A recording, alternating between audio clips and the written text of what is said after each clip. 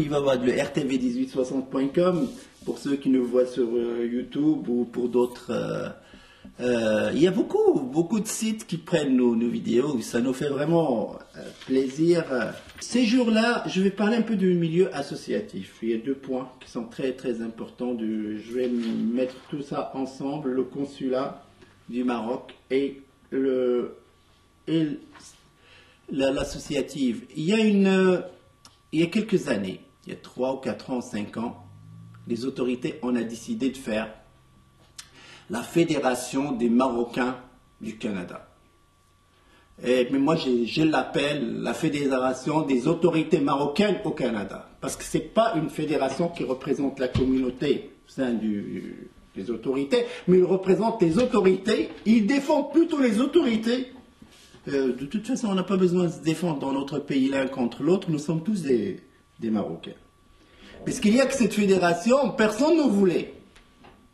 Personne n'était d'accord de rentrer dans cette fédération, qui était supposée de nous défendre là. Elle a eu tellement de réunions avec la Royal Air Maroc, avec ça, puis tout le monde suivait ça, puis on disait, bah, voilà, il y a des réunions, tellement jusqu'à un point qu'on pensait qu'après 10 ans après leur réunion, on voyagera gratuitement avec la Royal Air Maroc. On paiera $0 parce qu'ils ont négocié, les grands négociateurs. Mais ce n'est pas ça. Ce qu'ils ont fait, puisque personne ne voulait rentrer là-dedans, et personne n'a le temps de rentrer là-dedans, parce qu'ici, quand on vient dans ce pays, tu travailles ou tu débarques, comme on dit ça. C'est le vrai mot. Tu dois être au travail. Alors, ce qui est arrivé, puisque personne ne voulait rentrer, M. Cheb, l'ancien ambassadeur du Maroc, lui, il a eu l'idée extraordinaire avec la Royal Air Maroc. Là, qu'est-ce qu'on fait? On va les toucher dans le point le plus important, parce qu'on ne peut pas voyager ici ni par voiture, ni par bateau, ni par rien du tout, il faut qu'on prenne l'avion. Donc ce qu'il fallait faire, ils ont augmenté les billets d'avion de 15%, et si tu veux avoir le prix réel, tu dois absolument t'abonner à la fédération. Et même, ils ont poussé l'affaire jusqu'à acheter le billet d'avion dans des agences de voyage, la carte de la fédération, c'était des cartes. Les agences de voyage commençaient à vendre des cartes de la fédération. C'est brillant. C'est encore un symbole du tiers-mondisme extraordinaire. Très très beau. Alors là, hagra alaykoum. Oui, je dis très bien, m'ribi. Tout le monde hagroche. Alors, hagra. Bon, tu veux pas rentrer, on va te faire rentrer. C'est sûr et certain. Une famille de 4 enfants. 6 personnes. C'est énorme. C'est important cette réduction de 15% parce que ça peut représenter jusqu'à $700. Alors c'est mieux qu'il achète, il en bat. Et la fédération, ça leur donne une liste de beaucoup de membres, dire au gouvernement du Québec, au gouvernement du Canada, nous avons plusieurs personnes qui sont membres avec nous, on représente les Marocains. Mais le problème, que les Québécois qui veulent voyager au Maroc, ou les Algériens, parce qu'avant il n'y avait pas Air Algérie, ça faisait leur affaire. Eux aussi devenaient membres de la fédération, pour réduire les affaires de 15%. Et puis c'est devenu une histoire. On a fait une pétition extraordinaire. Et là, on a toujours une copie de cette pétition adressée, mais à qui? Personne ne s'est laissé adresser à aucun, ni président, ni rien du tout de Royal Air Maroc. On a fait la pétition, mais enfin, ils nous ont écoutés. Je ne sais pas qui nous a écoutés, puis ils ont arrêté l'affaire après le passage de tout un été. Avec ça, ils ont eu plus de 4000 personnes, y compris les enfants. Les enfants sont rentrés comme membres de la fédération pour que leurs parents payent moins cher, payent les 15% de mois. Et avec ça, la fédération a ramassé $104 587,16 €. Il est rentré selon le bilan de la fédération elle-même. Ce montant-là est rentré dans les coffres de la fédération. Qu'est-ce qu'il a fait avec? Il a financé des journaux de propagande. Ils ont financé une radio de propagande qui n'ont pas duré longtemps. Puis ils ont financé leurs amis. En plus de ça, ils ont eu 50 billets.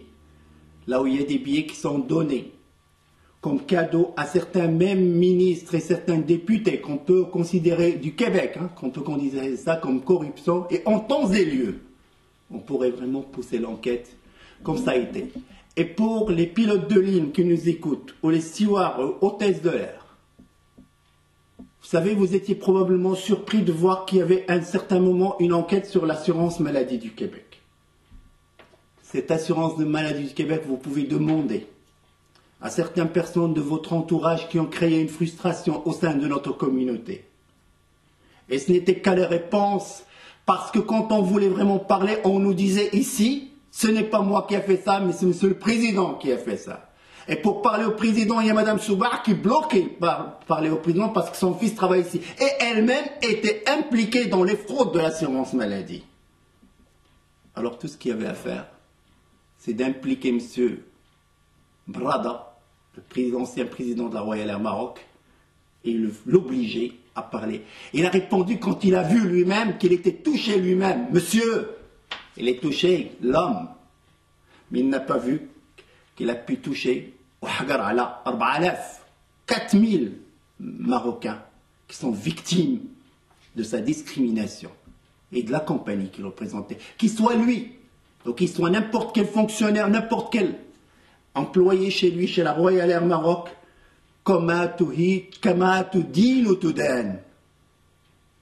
et puis ça, c'était les conséquences. Et on ouvrira un jour un moment pour parler justement de cette histoire de l'assurance maladie, parce qu'il y a tellement de choses que les gens vont apprendre, puis ils vont comprendre que ça vient du sein de Royal Air Maroc et du haut, de très très haut. Alors ben voilà, je veux juste finir. On a parlé de rapatriement des corps. On a dit qu'en quoi le ministre qui vient ici, puis veut soi-disant construire un centre, qu'il construit d'abord chez lui. Il y a plein de monde qui vivent dans des bidonvilles au Maroc. Alors je ne vois pas pourquoi on s'intéresse à nous, qu'on a tout ici pour s'occuper. On ne meurt pas de faim, tandis qu'au Maroc, il y a pas mal de monde. Alors le rapatriement des corps, il y a des gens qui meurent ici, puis ils se trouvent dans des difficultés, les gendarmes. Nous, on a parlé de ça, ainsi même que nos amis de la radio, M. Lamine, qui a envoyé des emails et tout ça, mais tout à coup, waouh, on appelle la personne, puis on lui dit, ben voilà, même si tu n'as pas d'assurance, on offre, il n'y a pas de problème, on vous offre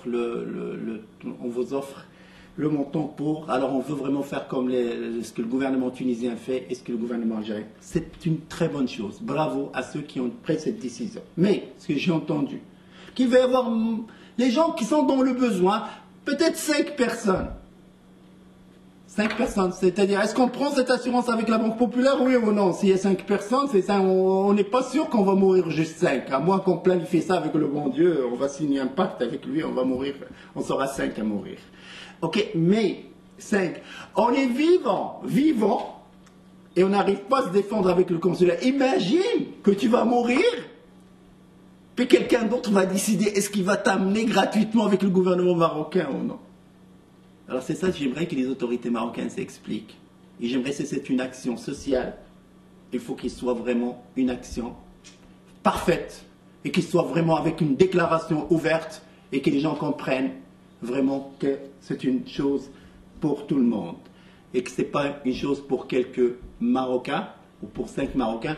Alors je trouve quand même que l'affaire de ce que j'ai dit pour l'assurance au niveau de la Banque Centrale Populaire, c'est une très très bonne chose. Prenez-la quand même, ou bien prenez une pétition ou écrivez aux autorités, écrivez directement au ministre, écrivez à la consul, il ne faut pas, il est très occupé avec ses soirées, tout ça, il ne faut pas la déranger. Alors merci, c'était Rui Baba de RTV1860.com. Merci à vous.